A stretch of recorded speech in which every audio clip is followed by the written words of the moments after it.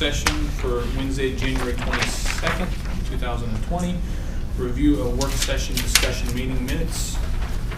And no questions or no changes to them. Hearing none. Department head report, we have Tammy, you're first on the list. I don't know if anyone else has any, but if you're ready. Yeah. I just wanted to update on the paving project. I had my project approval meeting out at the site on January 16th, last Thursday, and we had PennDOT was there, and we had Young Blood there, Mark Kramer, and Jack Hogue, and then Dan Colville was also there. I gave Young Blood their contract along with their notice to proceed for the project. Young Blood cleared the PA1 calls as far as any utility in the site. They stated they'll be working on the cross pipes first. They have to be removed before they can start paving anyway. While we were driving through the project site, PennDOT noticed some areas where the ponding appears to be an issue, and it should be addressed with solutions to divert the water to the cross pipes while they're out there. And otherwise, we'll be patching sooner than later and doing other repairs. And the county should note that a project like this will have unforeseen conditions. When we concluded the meeting, Young Blood ordered their signs for the project. And I spoke to Larry yesterday. He stated the pipes will be delivered the first part of next week. He expects to start work later in the week. And he'll close the park as he's working. And that's it. And then on my other two bridge projects, they're still closed on winter break. But Bridge 52 is open. That's the one in Raccoon Township. They just have to go back for seeding. And then Brickler Bridge, they'll start back up in March on that. That's all. Any questions for Tammy on any of the projects? All right. Any other department head report? Yes, I have something I'd like to run past the Board of Commissioners. Since my office manager has come on board, she's been a tremendous help. Of course, thank you for approving that. And she has found a lot of things that could probably help my department budget-wise. One of the things that Connie brought to my attention is that we found out that the Department of Public Works is paying for the maintenance on all the different vehicles throughout the county. They're not paying when we're not paying for parts and stuff like that, but when vehicles come in for regular service, oil changes, oil filters, windshield wiper blades, that's coming from the Department of Public Works budget. What I'm looking for, and it's probably not going to be a real popular thing, and it might not even be able to take place now because these other departments haven't budgeted for it, but I would like to make those other departments responsible for their oil, their windshield wipers, oil filters. Obviously, they're not going to be paying labor. Our guys already handled that. Just to clarify for everyone, we're talking Sheriff's Office, Sheriff's Department, Sheriff's Department, Children Youth Services, detectives. Pretty much anyone that has a county car. Yeah. For the basic maintenance, oil changes, etc. They bring them down to your mechanics. Yes.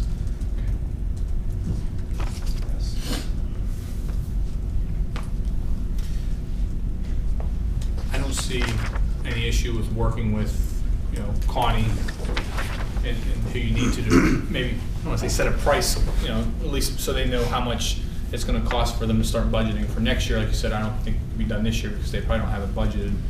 Right. And you guys, sounds like you do. What we do is it's very, very cheap because we buy in bulk. Mm-hmm. And what we would do is we would just break down if there's so many gallons of 55 gallons of oil in a drum, break it down to what that's going to cost per quart that the vehicle takes 5 Yeah. boards, this is what it's gonna cost. I don't think it's any different than somebody getting something printed downstairs at Central Printing when he sends an invoice. We've an talked internal with, invoice. Pat in the controller's office, and he's been helping us out with how other departments do this and everything like that. Connie's already made an interdepartmental invoice, so like I said, I mean, certainly wouldn't do this without reaching out to all the other departments, letting them know that this is something that could be coming, but I figured this is something that you folks would have to approve first. I think it's a great idea. Well, the county's paying for it one way or the other. Yeah. Is it just shuffling it from one bucket to the next? Or some of those vehicles, like the detectives, are they leased or do we purchase those? Those are leased. And if they're leased, is there some kind of a maintenance agreement with the dealership that you lease them from? I don't believe so. I don't know that a maintenance agreement was part of the lease. Yeah. I'd just like a little bit more Yeah. about the total thing there. Certainly it's worth discussing, Yeah. exploring. One of the things that I wanted to look into as well was, like, like I mentioned, Children and Youth Services, Office on Aging. I believe some of this stuff might even be funded through the state. The state would pay for this. That's where Instead of we would us. save money. Yeah. Okay. Yeah, let's look into it. Probably even EMS. Do you guys do EMS work on the vehicles for them too? Yes, we did. Okay. Yeah, I mean, you can definitely start that conversation with who you need to, even if you need to reach out to Gerard, Linda, and Leslie to find out about the reimbursements, if there's reimbursements for maintenance of vehicles through the state. Right. So, Especially when there's different pots of money from different agencies and governments and grants. It'll take it from the general fund, save us in the general fund. So I think it's a great idea. Thank you very much. Any other department head report? Hearing none? Solicitor. Before going to the resolutions, just to make the public aware, tomorrow we will be having a meeting, representatives of the county with Tyler Technologies, who's the group who will be doing the reassessment. That meeting is our initial meeting with them since we've signed the contract, with the hopes that we can get from them sort of a time frame that we'll be able to share with the public, get an update from them as far as when they plan on starting. The building across the street on Third Street here in Beaver is being worked on with both Kevin and Dan's office to get them up and running. So we expect to get a little bit more information from their team whenever they come to meet with us tomorrow. On the resolution list for tomorrow for approval, there are 28 resolutions. A couple of the highlights. Number 2 is the collective bargaining agreement for the district attorneys and public defenders. We've already voted to approve this agreement. This is just the final version with all of the changes implemented into the actual collective bargaining agreement. Number 17 is an annual thing where it's a policy and procedure regarding the new plant for emergency operations down there. 18 is a paving contract with Youngblood Paving for CDBG in Beaver Falls. Number 20 gives Tammy Frank the ability to sign for RAS and ECMS on behalf of the county. 21, similar, this allows for our Office on Aging personnel to sign documents for the PA State Civil Service Commission. Number 22 is our stop loss employee medical benefits. What this is that because we're self-insured, we have what's called a stop loss insurance policy that if any policy were to hit $150,000 per person, this would kick in. The charge for that is $86 per month per employee. 24 and 25 are tax exonerations. 26 is apartments for the homeless in Beaver Falls through the Cornerstone Project. And then 28 and 29 is an RCAP for $1.3 million in Beaver Falls. This is similar to what was on the resolution last time. Lance, I don't know if you want to add anything to this one. Same as before. One of them, I don't know the numbers, 28 or 29. One of them is for the county to be the host municipality, saying that if there's ineligible funds, they need a taxing body to be able to support those funds going back to the state. And then the other one is Mycelia Development backing the county in case that would ever happen. So you guys are really never out of pocket. And that one's number 29. Okay. So if there aren't any questions on the resolution, we'll just need a executive session for personnel and a safety matter. On the agenda tomorrow, the minutes for the bid opening, printing of the calendar of events is going to be approved minutes, but then we'll be resubmitting that for bid, because there's no one to bid on that. Correct.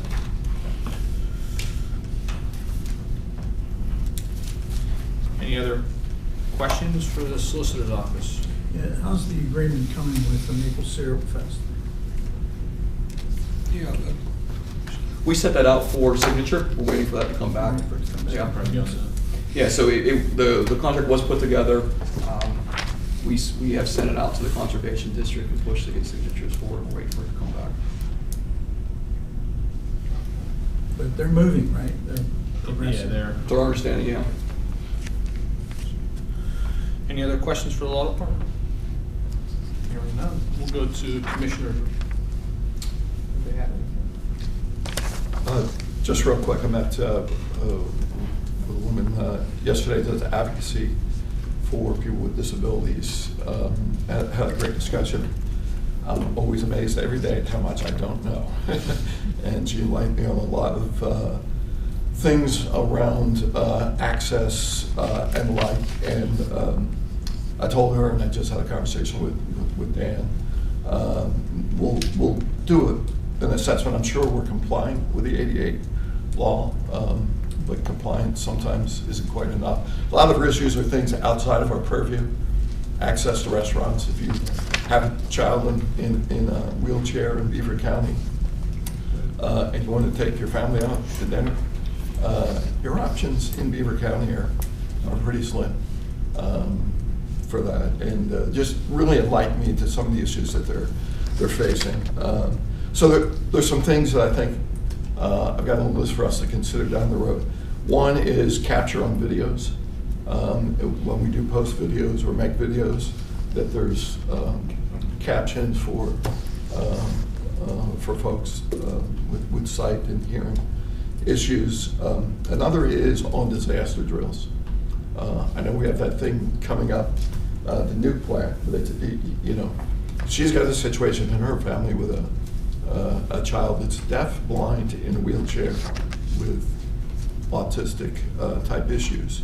And if there's an emergency evacuation, she lives in Hanover, nuke plant thing, you just can't pick up, get in the car, and go someplace. You just can't be evacuated for those kind of situations. And I don't know how much thought we've given to it. I know I personally haven't given much thought to those kind of scenarios, but when we're doing drills and emergency planning and the like, I think we need to factor in. I know several of those people fill out the forms that you get, saying you've got certain issues and stuff. But when I think about the elderly and access to that, or people with disabilities, I just wanted to get it on our radar screen, and we'll do a little study of the assets to at least ensure what we have purview over is accessible to people.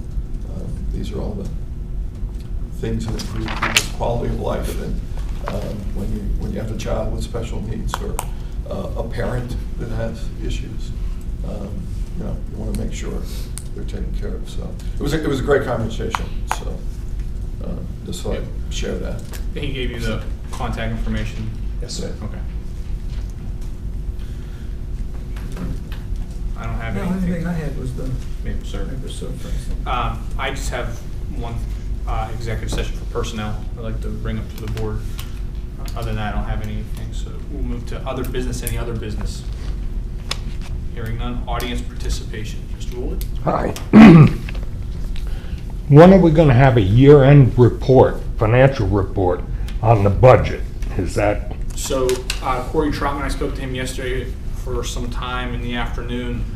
He will be here, I think, on the 12th of February, which is a Wednesday, for a work session. He's going to give that report, that everything he can for the year end. I don't think everything will be done from the, I don't want to say from the controller's office. I don't think everything's not We closed. close the end of February. We So- allow you guys to. Yeah, so the controller's office, Controller Longo, we'll close the books at the end of February, but what Corey has up to date, he's going to be able to provide the board and the public with. And then maybe in March? or- Probably in March, we'll be able to have a full A report final from one. Corey.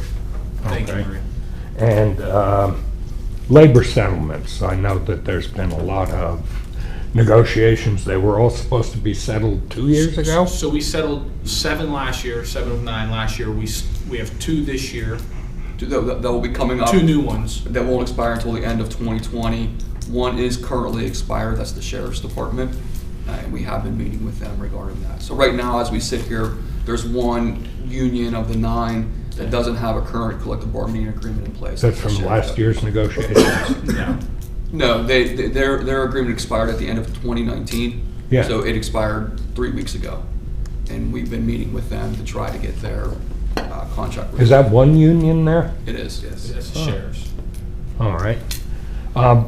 The census figures and the county reimbursement from federal monies, is that based on the census?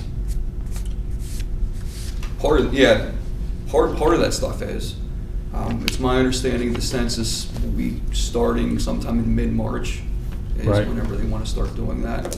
But yes, there are, I can't give you the exact basis, but there are certain funds from both the federal and state level that are based on that census data. And that's got to be done by the end of the year? It's my understanding, yes. Okay, because I know there's a large transient force, and sooner you get that done, I think, the more benefit to We had the a good county. discussion about this in the planning commission meeting, and actually, you know, Lance was here. Joe West in planning is very heavily involved with this, and if you have any specific questions, you might as well go ask Joe, because he's been on top of this, and he understands, you know, the head count for the county and what that means per person in terms of federal funding coming in and the whole process for when they do the count, the day they want to count.